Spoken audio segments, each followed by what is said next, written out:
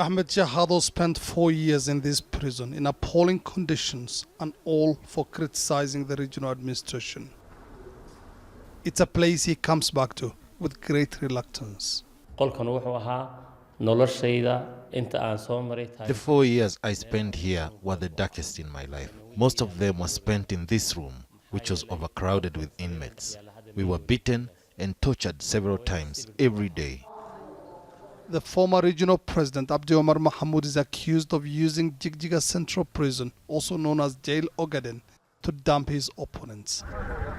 He used the hated Liu police force he set up to arrest and then torture the inmates. Human Rights Watch says rape and murder were routine. Former inmates showed us the tiny rooms where they were held and where most of the torture took place.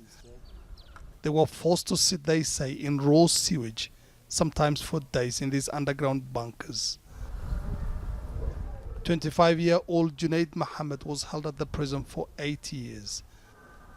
Doctors have told him he will never walk again because of a severe spinal injury. I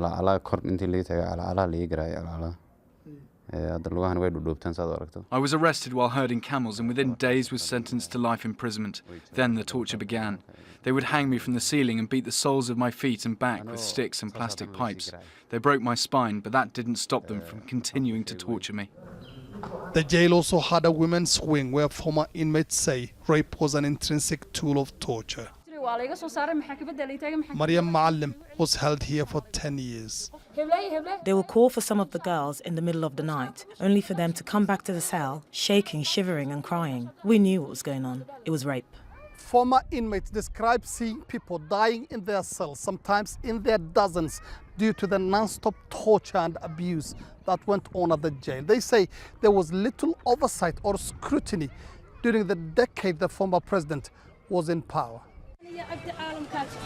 The former president is now in jail in the capital Addis Ababa and facing charges for crimes committed while in office.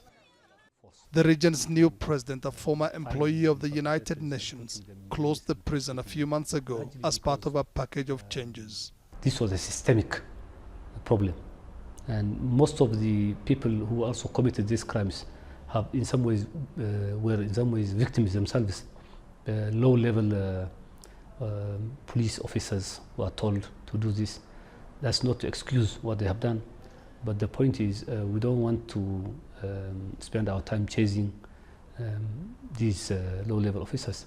But at the highest level, people who are responsible, including the president of the region, are now in detention. The plan now is to turn the prison into a museum.